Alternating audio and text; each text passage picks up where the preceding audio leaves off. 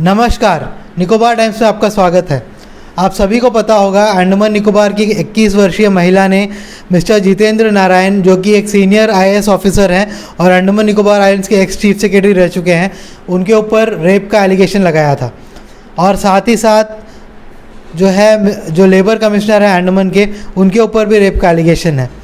और इसी सिलसिले में honourable high court of Calcutta ने हाल ही में जितेंद्र नारायण जी के एंटिसिपेटरी बेल के एप्लीकेशन पर एक ऑर्डर पास किया था, जिसमें उनको इंटरिम प्रोटेक्शन दिया गया था अरेस्ट के अगेंस्ट 14 नवंबर तक। और उनको ये भी कहा गया था कि 28 अक्टूबर तक जो है एसआईटी उनको इंट्रोगेशन के लिए बुलाएगी, 2 दिन का एडवांस नोटिस देकर, और उनको एसआईटी के सामने पेश होना पड़ेगा अपने इंट्रोगेशन के लिए। इसी सिलसिले में मिस्टर जितेंद्र नारायण आज पोर्ट ब्लेयर पहुँचे, और जब वो वीर सावरकर इंटरनेशनल एयरपोर्ट पहुँचे तो वहाँ पर जो है भारी पुलिस की मौजूदगी थी, और पुलिस के प्रोटेक्शन में उनको एयरपोर्ट से जो है बाहर निकाला गया।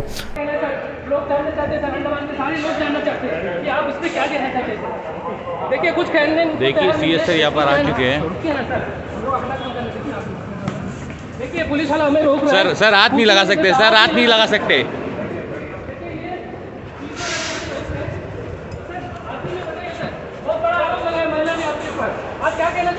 हम आपको साथ ही साथ बता दें, आज द इंडियन एक्सप्रेस में एक रिपोर्ट छपा है न्यू दिल्ली एडिशन में, और इस रिपोर्ट में कहा गया है कि 20 से ज़्यादा महिलाएं जो है एक्स चीफ सेक्रेटरी के घर पर लेके जाई गई थी जॉब फॉर सेक्स रैकेट में।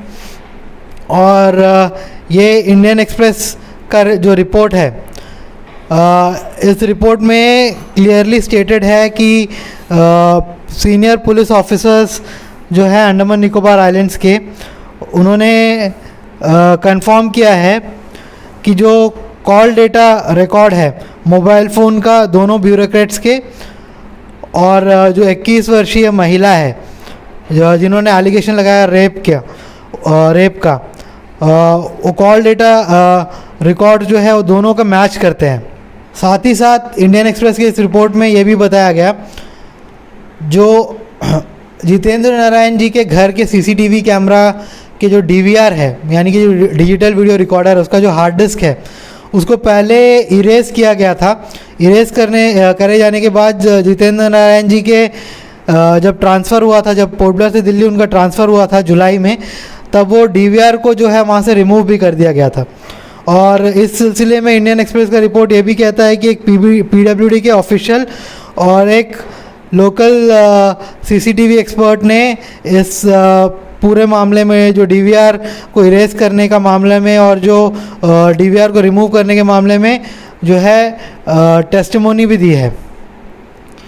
और ये बहुत ही शॉकिंग आज रिपोर्ट आया है इंडियन एक्सप्रेस के द्वारा कि ओवर 20 जो वुमेन है उनको एक्स चीफ सेक्रेटरी के घर में इस जॉब फॉर सेक्स रैकेट में जो है लेके जाया गया है। अभी जितेंद्र नारायण जी जो है शायद आज या कल में जो है वो पेश होंगे एसआईटी के सामने अपने इंटरोगेशन के लिए, और एसआईटी के सारे सवालों के जो है जवाब उनको जो है देने पड़ेंगे, और हम आपको इस मामले में अपडेटेड रखेंगे। साथ ही साथ हमने एयरपोर्ट में मिस्टर मार्कंडे तिवारी जी से भी बात की, और आगे हम आपको दिखाएंगे कि उनका क्या कहना था मिस्टर जितेंद्र नारायण जी के आज यहाँ पर आने पे, अंडमान आने पे, और ये जो इंडियन एक्सप्रेस का जो रिपोर्ट आया है उस पर। टाइम्स में आपका स्वागत है। आज ex chief secretary Jitendra Narayan जो है वो अंडमान आए हैं, और आज एयरपोर्ट में जो है मार्कंडे तिवारी जी मौजूद है, जो कि यहाँ पर एक जो है बैनर लेके खड़े हुए हैं,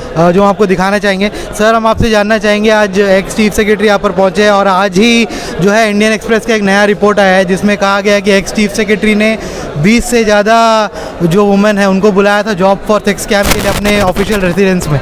तो इसके बारे में क्या कहना है सर, क्योंकि आप इस मुद्दे को स्टार्टिंग से उठा रहे हैं, और आप एक तरह से आपके इनिशिएशन के ऊपर जो है एफआईआर दर्ज किया गया है इनके ऊपर, और आज वो यहाँ पर क्वेश्चनिंग के लिए, इंट्रोगेशन के लिए आए हैं कोर्ट के ऑर्डर के बाद। तो इसमें आपको पूरा क्या कहना, और ये जो नया अपडेट आया है इंडियन एक्सप्रेस ने जो रिपोर्ट किया है की विटनेसेस को साइट करके कि 20 से ज़्यादा औरतों को जॉब फॉर सेक्स कैम्प के तहत जितेंद्र नारायण के रेसिडेंस में लेकर जाया गया, तो इसके बारे में क्या कहना है? पहले बात मैं बता दूं कि मैं कंप्लेनेंट नहीं हूँ। कंप्लेनेंट पीड़ित महिला है। हाँ ठीक है, पीड़ित महिला है, उसने कंप्लेंट किया। मुझे तो ये जितेंद्र नारायण के गुर्गों द्वारा ये बीच में मेरे ऊपर आरोप लगा के मुझे इस खेल में लाया गया। जब खेल में उन्हें ईमानदार बताया गया तो मैं उनकी सारी कार्य करतूतों को जानता हूँ। इसके लिए मुझे बीच में आना पड़ा। मैं शुक्रगुजार हूँ मीडिया का कि उन्होंने चांस दिया। आप भी मुझे चांस दे रहे हैं। तो 20 नहीं, उसमें तो सारे रिकॉर्ड्स मैंने पहला जो मैं इंटरव्यू आप तक में दिया था उसमें मैंने सारा सब बताया था कि किस डिपार्टमेंट को किस तरह उसने उनसे लूटा है। और महिलाएं उन्होंने खुद वहीं पर घर में ऑफिस बना रखा था ताकि लोगों को पता न चले, लोग आएँ। और वहाँ के जो इलेक्ट्रॉनिक्स जो डिवाइसेस है, सीसीटीवी कैमरा है, मोबाइल डाटा रिकॉर्डर है, सारा कुछ का इन्वेस्टिगेशन होगा तो सारे उनकी कार्य। सर इसी रिपोर्ट में जो है ये कहा गया है कि सर जितेंद्र नारायण ने दिल्ली जाने से पहले जो सारा सीसीटीवी फुटेज है वो डिलीट कर दिया था। वो तो सर पुलिस को और जुडिशरी को पता करना है, वो तो मेरा नहीं है। मुझे मालूम है इस तरह के जो कल्प्रिट होते हैं इसी तरह काम करते हैं। वो श्योर उन्होंने अपने बचाव के लिए सारा कुछ किया होगा। जिस तरह आज उसने एयरपोर्ट में जिस तरह का अरेंजमेंट रखा था वो जरूर किया होगा। हाँ तो सर मीडिया के ऊपर आज जो पुलिस के द्वारा बदसलूकी किया गया, न्यूज़ आप तक के कुछ रिपोर्टर्स का हाथ पकड़ के उनको जो है साइड हटाया गया और जितेंद्र नारायण से बात नहीं करने दिया गया, तो इसके बारे में आपका क्या कहना है कि मीडिया के साथ इस तरह का बिहेव करना जो है ये जो है पुलिस के लिए भी एथिकली रॉन्ग है, इस तरह का बिहेवियर नहीं करना चाहिए, तो इस बारे में क्या कहना है आपका? पुलिस विभाग में भी उसके कुछ दलाल हैं, ऐसी बात नहीं है। तो उस तरह का बिहेवियर करेंगे तो सबको मालूम था, वो सब आदमी समझ सकते हैं। अंडमान के आदमी जानते हैं मतलब किस तरह का बिहेव करता था। उसने एंटी करप्शन के एसपी को एलसीसीएन कहा था, मेरे सामने कहा था, एलसीसीएन, यू आर माई एलसीसीएन, मैं जिसे बताऊंगा उसे दबोच लो। तो इस तरह का बिहेव, इस तरह का नेचर था उसका। ये कोई नया बात नहीं है कि आपके साथ करे। हाँ तो जो अभी एसआईटी फॉर्म करी गई है सर, उससे आपको कितना उम्मीद है और क्या आपको लग रहा है कि अभी फ्री एंड फेयर जो है प्रोब चल रहा है पुलिस का? मुझे 100% उम्मीद है कि जो एसआईटी बनी हुई है सही बनी हुई है और उससे कुछ न कुछ अच्छा रिजल्ट ही आएगा। जो भी समाज के लिए, मेरा लड़ाई मेरे उसके लिए नहीं है, हमारा जो है अंडमान के समाज के लिए। हमारा परिवार जरूर बदनाम हुआ, हमें ज़रूर जान का खतरा है, लेकिन इससे क्या है अंडमान के बहू बेटियां को सुरक्षा मिलेगा। कम से कम इस तरह का ये ऑफिसर प्रशासनिक अधिकारी लोग आते हैं जिस तरह हमारी बहन बेटियों बहुओं के ऊपर अत्याचार करते हैं, इस तरह आगे नहीं होगा। कम से कम 10-15 साल तो इस तरह सोचेंगे कि अंडमान के लोग ट्राइबल वो नहीं है कि कहीं पर ही जाकर के आप मतलब कुछ भी सेक्स स्कैंडल करके चले जाइए और बच के चले इंजॉय करके जाइए।